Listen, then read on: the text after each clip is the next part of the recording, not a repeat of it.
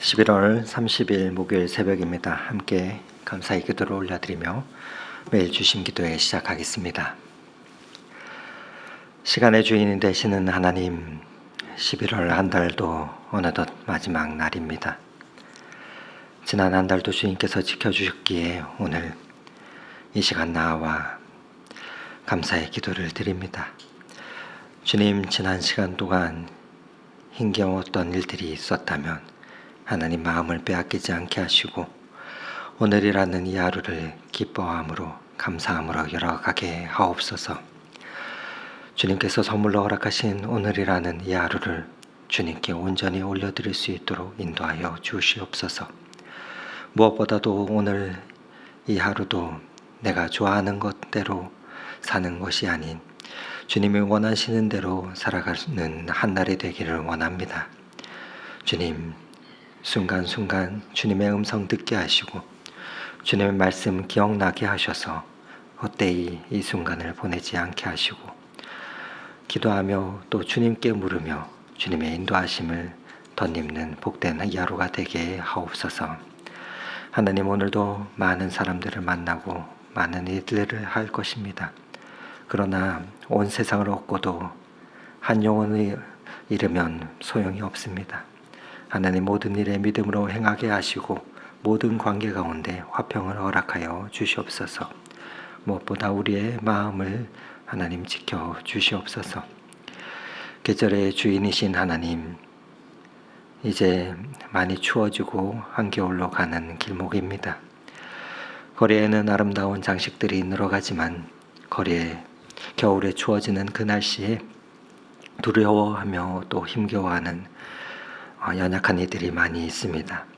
하나님, 사랑의 손길을 건네어 주시고 얼어붙은 몸과 마음을 십자가의 사랑으로 녹이는 일에 우리의 손과 발걸음이 있게 하옵소서. 주님의 몸된 교회를 사용하여 주시옵소서. 그리스도의 심장을 가지고 이 땅의 어려운 이들과 함께하도록 주님 인도하여 주옵소서. 하나님, 추워지는 계절 연로하신 어르신들 주님 건강을 살펴주시고 주님 만나는 그날까지 강건케 하옵소서. 건강한 모습으로 하나님 예배하며 기도하며 찬송하며 지낼 수 있도록 주님 은혜를 더하여 주시옵소서. 사랑하는 하나님, 오늘도 말씀을 묵상하며 하루를 시작합니다. 하나님께 기도할 때마다 응답받는 기쁨 누리게 하여 주시고 말씀 들을 때마다 우리의 영혼이 깨어서 기뻐 춤추게 하옵소서. 하나님, 주의 말씀의 기쁨을 깨닫게 하여 주시고 또 이 한 날도 살아갈 수 있는 그 힘과 능력을 덧입게 하여 주시옵소서. 우리 한 사람 한 사람을 주님 축복의 통로로 사용하여 주시고 오늘도 복된 하루가 되게 인도하옵소서. 그렇게 우리를 이끄시는 예수 그리스도 이름으로 기도드립니다. 아멘. 오늘 함께 은혜 나눌 하나님의 말씀은 욥기 24장 1절에서 25절의 말씀입니다. 하나님의 말씀을 봉독해 드립니다. 어찌하여 전능자는 때를 정해놓지 아니하셨는고 그를 아는 자들이 그의 날을 보지 못하는고 어떤 사람은 땅의 경계표를 옮기며 양떼를 빼앗아 기르며 고아의 나귀를 몰아가며 과부의 소를 볼모 잡으며 가난한 자를 길에서 몰아내나니 세상에서 학대받는 자가 다 스스로 숨는구나. 그들은 거친 광야의 들나귀 같아서 나가서 일하며 먹을 것을 부지런히 구하나 빈들이 그들의 자식을 위하여 그에게 음식을 내는구나. 밭에서 남의 꼴을 베며 악인이 남겨둔 포도를 따며 의복이 없어 벗은 몸으로 밤을 지내며 주워도 덮을 것이 없으며 산중에서 만난 소나기에 젖으며 가릴 것이 없어 바위를 안고 있느니라. 어떤 사람은 고아를 어머니의 품에서 빼앗으며 가난한 자의 옷을 볼모 잡음으로 그들이 옷이 없어 벌거벗고 다니며 곡식 이삭을 나르나 굶주리고 그 사람들의 담 사이에서 기름을 짜며 목말라 하면서 술틀을 밟느니라. 성중에서 죽어가는 사람들이 신음하며 상한 자가 부르짖으나 하나님이 그들의 참상을 보지 아니하시느니라. 또 광명을 배반하는 사람들은 이러하니 그들은 그 도리를 알지 못하며 그 길에 머물지 아니하는 자라. 사람을 죽이는 자는 밝을 때에 일어나서 학대받는 자나 가난한 자를 죽이고 밤에는 도둑같이 되며 간음하는 자의 눈은 저물기를 바라며 아무 눈도 나를 보지 못하리라 하고 얼굴을 가리며 어둠을 틈타 집을 뚫는 자는 낮에는 잠그고 있으므로 광명을 알지 못하나니 그들은 아침을 죽음의 그늘같이 여기니 죽음의 그늘의 두려움을 알미니라. 그들은 물 위에 빨리 흘러가고 그들의 소유는 세상에서 저주를 받나니 그들이 다시는 포도원 길로 다니지 못할 것이라. 가뭄과 더위가 눈 녹은 물을 곧 빼앗나니 수월이 범죄자에게도 그와 같이 하느니라. 모태가 그를 잊어버리고 구더기가 그를 달게 먹을 것이라. 그는 다시 기억되지 않을 것이니 부리가 나무처럼 꺾이리라. 그는 임신하지 못하는 여자를 박대하며 과부를 선대하지 아니하는도다. 그러나 하나님이 그의 능력으로 강포한 자들을 끌어내시나니 일어나는 자는 있어도 살아남을 확신은 없으리라. 하나님은 그에게 평안을 주시며 지탱해 주시나 그들의 길을 살피시도다. 그들은 잠깐 동안 높아졌다가 천대를 받을 것이며 잘려 모아진 곡식 이삭처럼 되리라. 가령 그렇지 않을지라도 능히 내 말을 거짓되다고 지적하거나 내 말을 헛되게 만들 자 누구랴. 아멘. 어제 욥기 23장 10절의 말씀이 무엇이었습니까? 욥기 23장 10절 말씀 다시 한번 읽어보도록 하겠습니다. 그러나 내가 가는 길을 그가 아시나니 그가 나를 단련하신 후에는 내가 순금같이 되어 나아오리라. 아멘.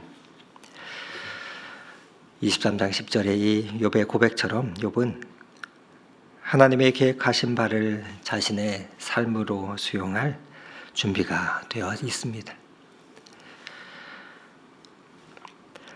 자신의 계획이 아니라 나의 인생의 삶의 플래닝대로가 아니라 하나님의 계획이 이루어지기를 바라기에 그는 경외심에 사로잡혀 있습니다. 그리고 하나님을 보기 원하죠.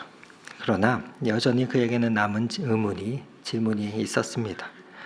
그것이 무엇입니까? 1절 말씀을 다시 한번 읽어드립니다. 어찌하여 전능자는 때를 정해놓지 아니하셨는고 그를 아는 자들이 그의 날을 보지 못하는고. 욥은 이 세상에 있는 부조리한 삶의 모습들을 보기 시작합니다. 그리고 이 세상이 왜 그렇게 모순에 가득 차 있는가 토로하면서 이제 욥은 개인적인 고통을 넘어서 세상의 구조적인 문제로 눈을 돌리고 있습니다. 여러분, 우리가 지금까지 살아가면서 세상을 바라보며 왜 그렇게 악할까? 왜 그렇게 부조리할까? 어떻게 가난한 사람들은 계속 가난하고 부한자들은 계속 부하고 또 어떤 사람은 저렇게 순하고 착한데 계속해서 고통받으며 살아가고 어떤 사람들은 저렇게 떵떵거리며 악하게 살아가는가? 어떤 애들은 금수저로 태어나서 저렇게 편안하게 살고 어떤 애들은 흙수저로 태어나서 어렸을 적부터 가난을 밥 먹듯 하는가? 오늘 본문을 보면 고아를 어머니의 품에서 빼앗으며 가난한 자의 옷을 볼모 잡는 그런 세상의 불의한 것과 잘못된 것을 보면서 계속해서 욥은 낙담하고 있습니다. 욥의 그 두념처럼 수천 년 전이나 오늘이나 이 부조리한 모습들은 반복되가 되고 있다는 그 사실을 우리도 느끼면서 때로는 우리 또한 이와 같이 탄식하며 이것이 어떤 일인가 하나님께 질문하게 됩니다.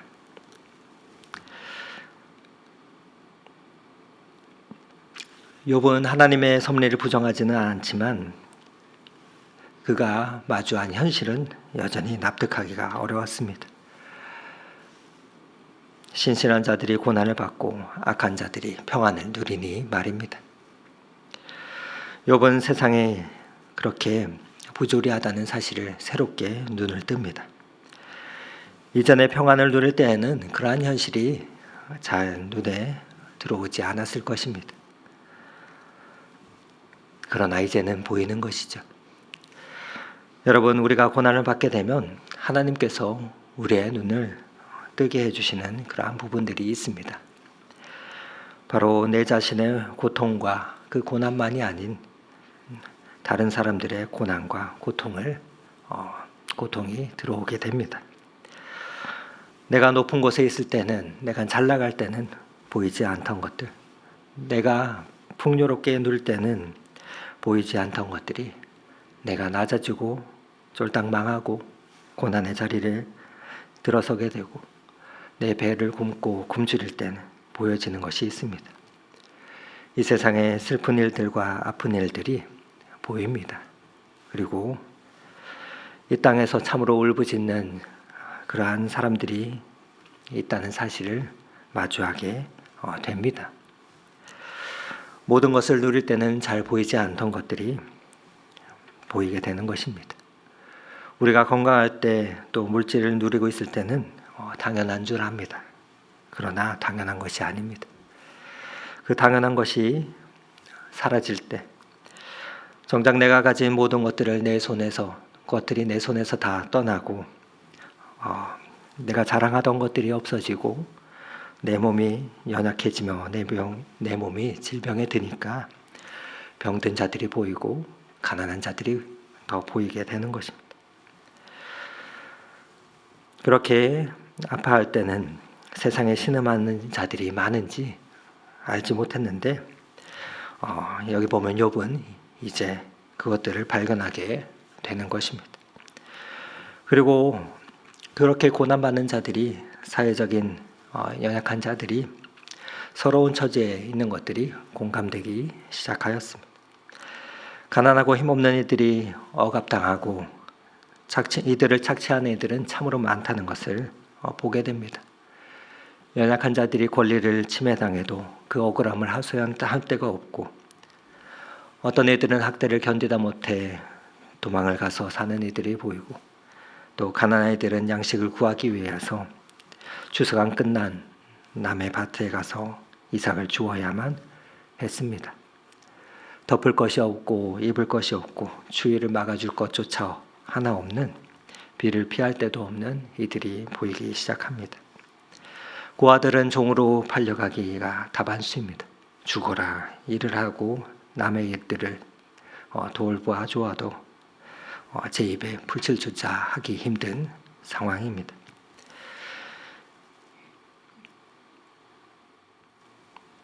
여러분, 이러한 시선들이 욥에게 이제 보이기 시작합니다. 놀랍지 않습니까? 양 7,000마리와 낙탄 3,000마리, 소 500결이, 암낙이 500마리를 소유했던, 종들도 많았던 그의 눈에 비치게 된 세상입니다. 이전에 욥은 그 많던 재산을 어떻게 모았는지 우리는 알지 못합니다. 정당하게 모았다 해도 그 바탕에는 수많은 사람들, 그가 거느렸던 수많은 종들의 피와 땀이 있었을 것입니다. 욥이 행복하게 지냈던 그 시절에도 그가 이러한 것들을 명확하게 볼 수 있었을까? 아마 그러기 힘들지 않았을까 생각합니다. 인간은 서 있는 자리에서 그 자리에 따라 생각하는 방식이 달라지기 마련입니다. 욥은 이제 그러나 이전과 같은 눈으로 세상을 볼 수 없게 되었습니다. 욥은 부자였고 또 한때 모든 것을 자기 마음대로 하고 싶은 대로 다 했었을 것입니다. 그런 인물이었습니다. 그런데 그럴 때 모든 것을 깨닫지 못했는데 하나님께서는 그를 낮추고 또 낮추셔서 이 모든 것을 보게 하신 것입니다. 세상에 참으로 하나님의 뜻에 의해서 돌아가지 않고 부주의한 부분들, 인간의 탐욕과 교만으로 인해서 망가진 부분들, 그걸로 인해서 이 땅 가운데 고통당하고 있는 그것들을 보여주신 것입니다. 우리가 고난을 받게 되면 보이는 것들이 이러한 것입니다. 그래서 저 사람도 힘들겠구나. 그래서 아파하는구나.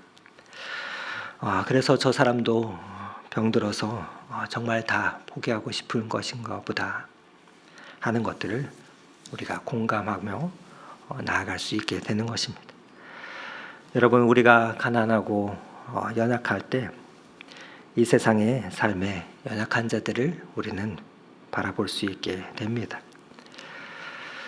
여러분, 예수님께서 이 땅 가운데 오셨을 때 왜 작고 작은 연약한 자로 이 땅에 오셨습니까?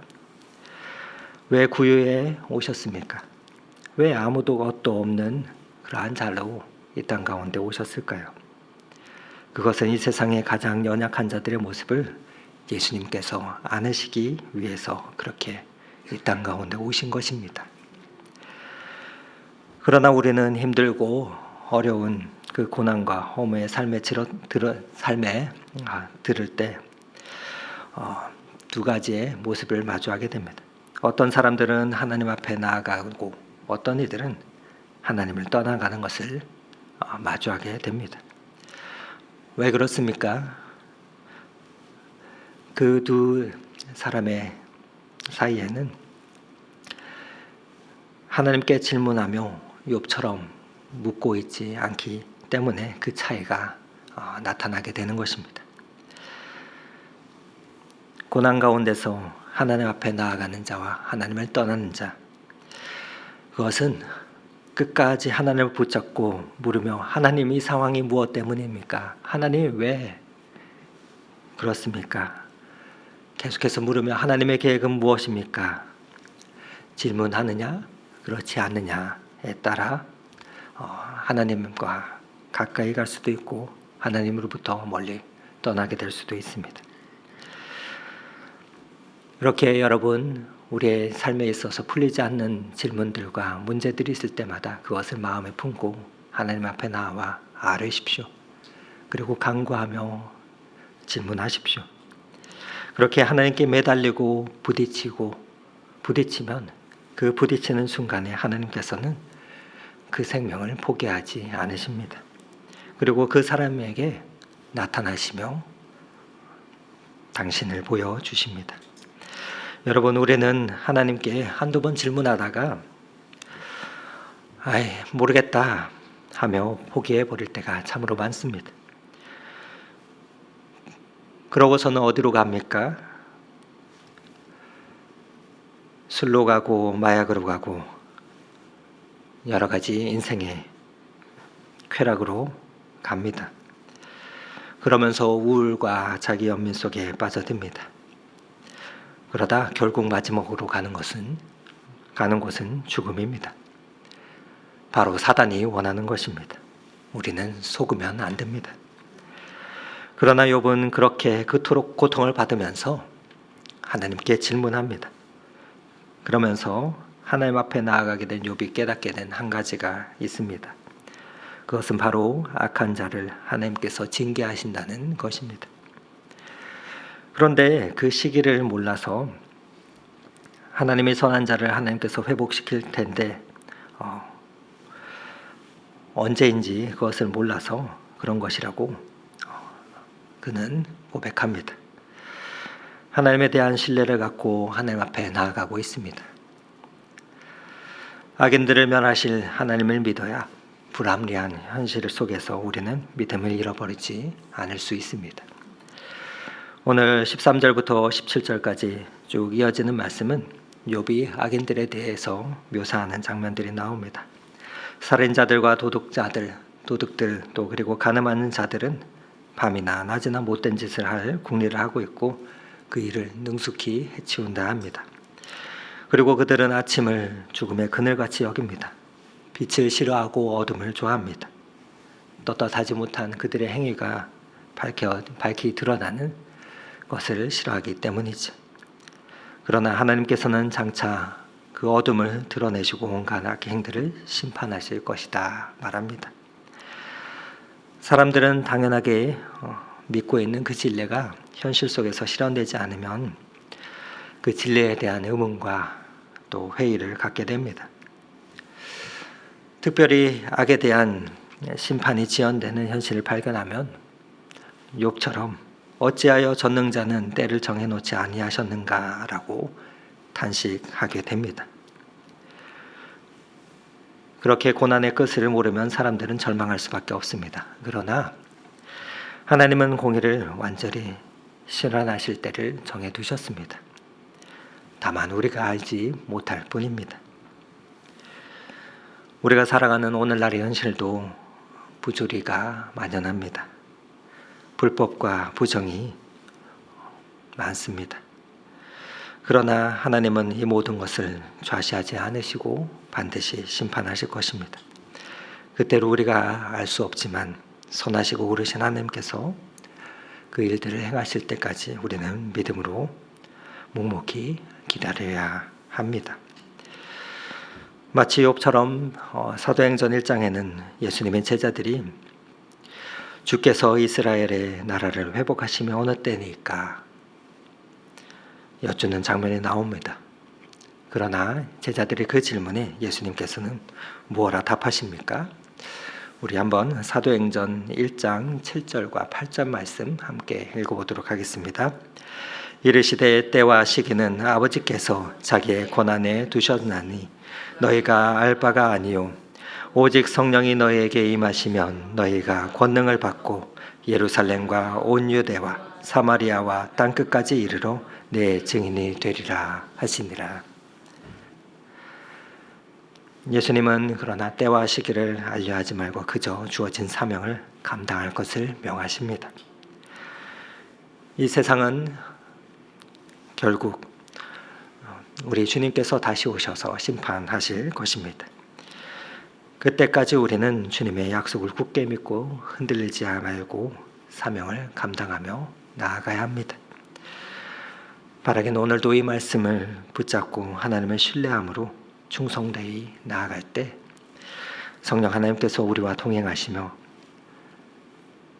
고통받고 연약한 자들이지만 이 땅에서 증인으로 그 삶을 감당케 하실 것입니다. 하나님이 기뻐하시는 그 귀한 성도님들이 다 되실 수 있기를 오늘 이 말씀 의지하며 축원을 드립니다. 함께 기도하시겠습니다.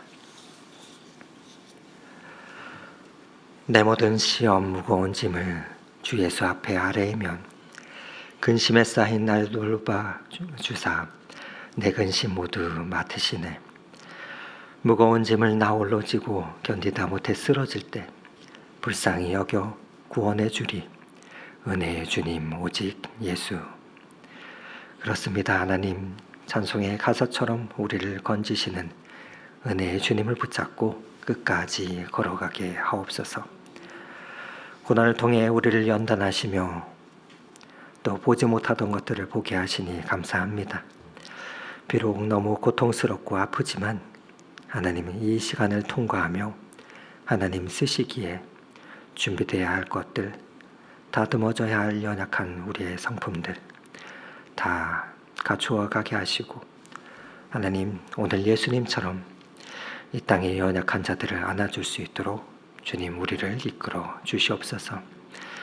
하나님 비록 이 땅의 현실과 상황은 쉽지 않지만 주님 모든 것을 이루실 그때를 묵묵히 기다리며 맡기신 소명 잘 감당케 하옵소서. 오늘도 우리와 동행하시며 증인으로서의 그 삶을 살아가도록 능력 주시는 예수 그리스도 이름 받들어 감사하며 기도드렸습니다. 아멘. 계속해서 주님의 은혜를 구하며 기도하며 나아가겠습니다.